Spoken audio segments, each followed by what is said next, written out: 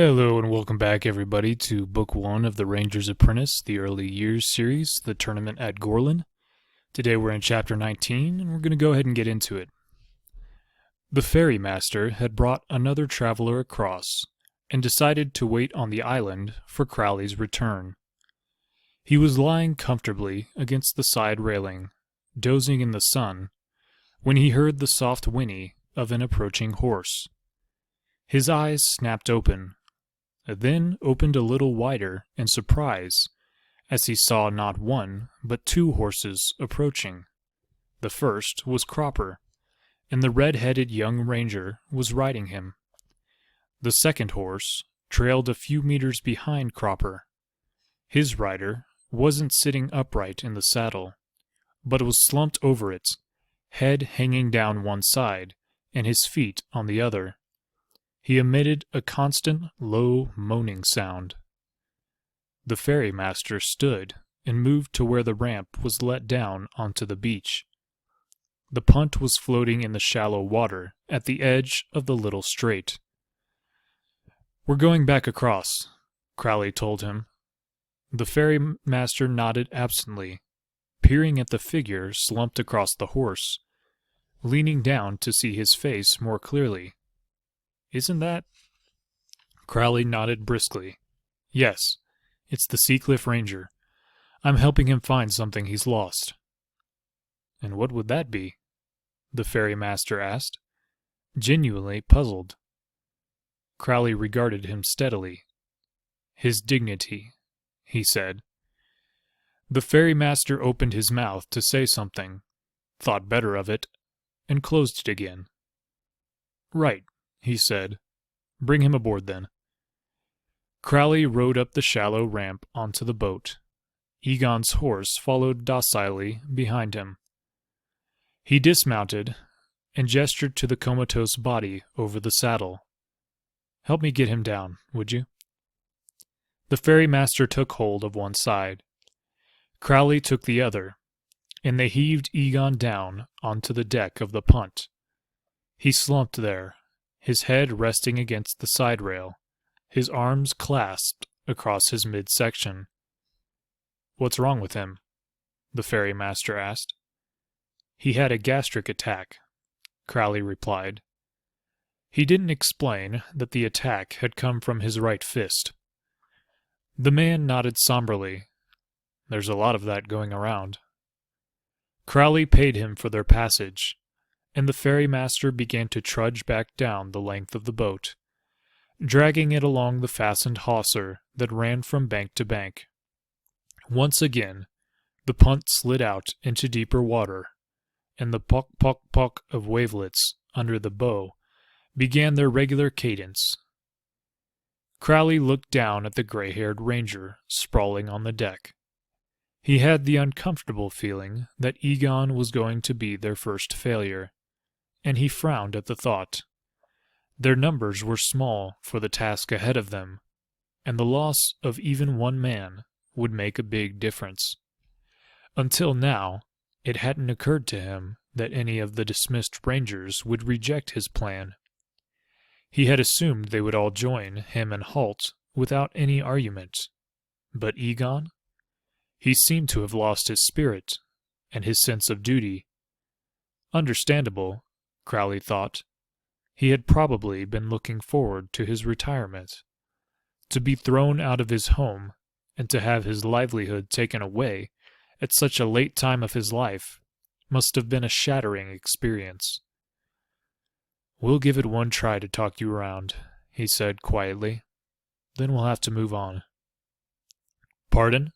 said the ferrymaster, as he trudged past Crowley on his endless task of hauling the rope from the bow to the stern, then repeating the action over and over again. "Nothing," Crowley said, "just thinking out loud." The ferryman grunted and went back to his work.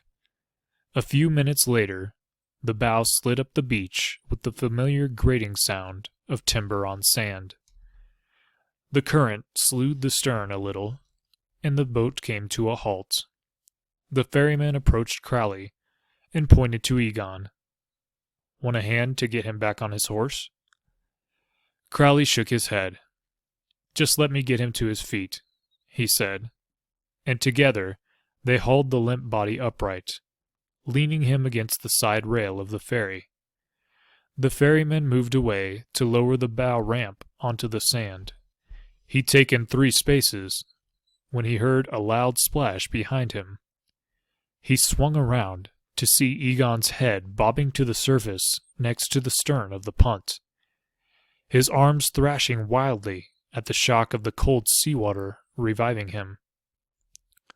Crowley grinned at the ferryman. "Thought a little swim might do him good," he said. Egon was already floundering his way toward the beach.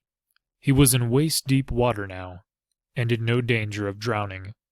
Sodden and spluttering, he staggered up the sand and stood, glaring at Crowley and dripping water. "I'll kill you for that," he snarled. Crowley raised an eyebrow. "So you keep saying." He snapped his fingers at the 2 horses, and they followed him down the ramp and onto the land. The ferrymaster watched with interest. He'd never seen a ranger tossed overboard before, particularly by another ranger. As Crowley drew closer, Egon set his feet and took up a threatening stance, both fists raised. Crowley stopped and smiled coldly at him. "Remember what happened last time?" he admonished. Then he jerked a thumb toward the grass at the inland edge of the beach. "Let's go up there and talk. We've got a few things to go over." After saying that, he turned his back on the sopping wet Egon and walked up the beach. The 2 horses followed him. Egon's horse actually turned an admonishing look on his owner. The gray-haired ranger was left with no choice but to follow them.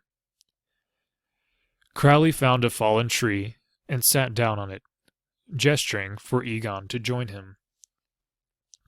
"So tell me about it," he said. Egon hesitated, expecting an argument, and not ready for the reasonable, sympathetic tone Crowley used. While he pondered, Crowley stood again, walked to where Cropper stood, and took a small towel from his saddlebags. He tossed it to Egon. "Dry off," he said, "and tell me what happened here." Egon mopped the water streaming down his face, then toweled his hair and beard. He hesitated over the rest of his sodden form. A small hand towel would be useless there. Shrugging, he tossed it back to Crowley. "Thanks," he said. Crowley grinned. "Least I could do," he replied. "After all, I was the one who threw you in the sea. How's the gut feeling?" Tentatively, Egon touched his hand to his solar plexus. He seemed to have sobered up somewhat. Possibly being tossed into cold seawater had that effect. "Bruised," he said, and added with a wry grin, "and empty." "Sorry about the former, but the latter is probably just as well. Seemed like there was nothing in there but brandywine." Egon had the grace to look ashamed. "True," he said. "I've been drinking a bit too much of that lately." "Would that have anything to do with your being dismissed from the Corps?" Egon nodded, his expression darkening at the thought. "It would have everything to do with it," he said bitterly. He paused, then, sensing that Crowley wanted him to carry on speaking, and that he might prove a sympathetic audience, he continued.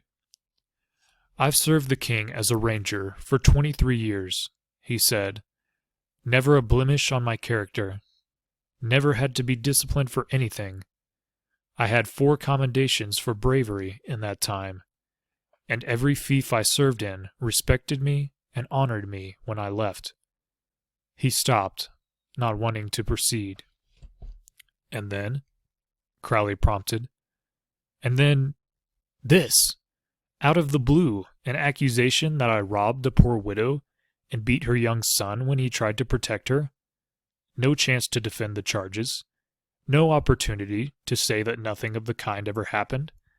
No chance to appeal to the Ranger Tribunal. Just a letter to the Baron, telling him I was dismissed. My replacement was already appointed, and I was to be cast onto the scrap heap. That's what I get for more than 20 years' loyal service. Thank you, Your Majesty.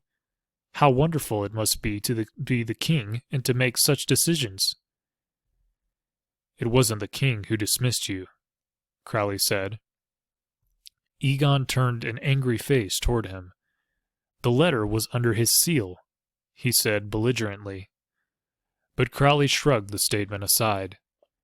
The letter was written and sent by Baron Morgarath of Gorlan Fief, he said. He's holding the king prisoner and has his son Duncan as a hostage. And you're not alone. You're one of the last 12 rangers to be dismissed.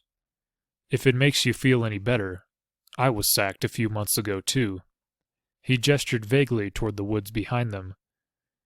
And there are 2 more former rangers back in the woods here who have received the same treatment.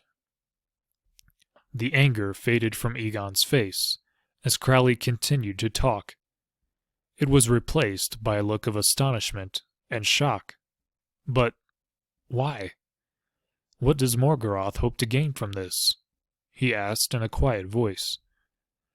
My guess is the throne, Crowley told him, and his first step toward doing that is to dismantle the king's most potent force of loyal supporters. He paused, waiting to see if Egon would make the obvious step of logic.